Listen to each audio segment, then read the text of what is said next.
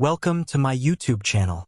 Today, let's take you on a powerful and emotional journey to a country that has seen war, destruction, but still dreams of flying high. Iraq. Iraq airplane.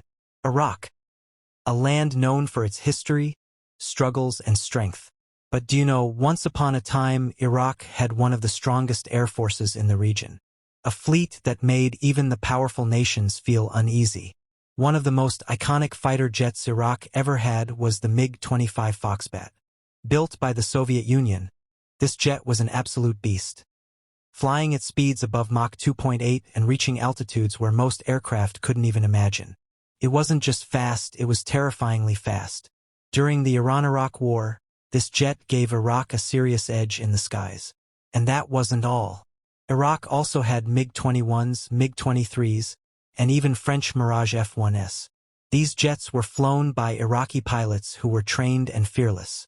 They defended their skies during one of the most intense wars of the 1980s, the Iran-Iraq War.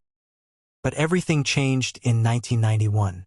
During the Gulf War, Iraq's air force was heavily targeted.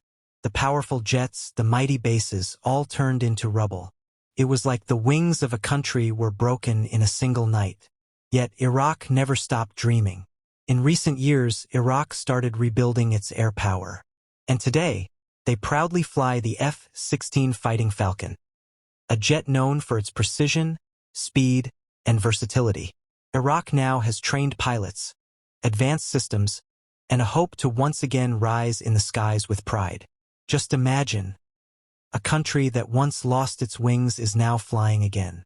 That's not just about jets. That's about courage, resilience, and rebirth. If this story touched you, and you want more powerful, emotional, and inspiring content like this, then don't forget to like the video, share it with your friends, and subscribe to the channel. Red Heart Fire.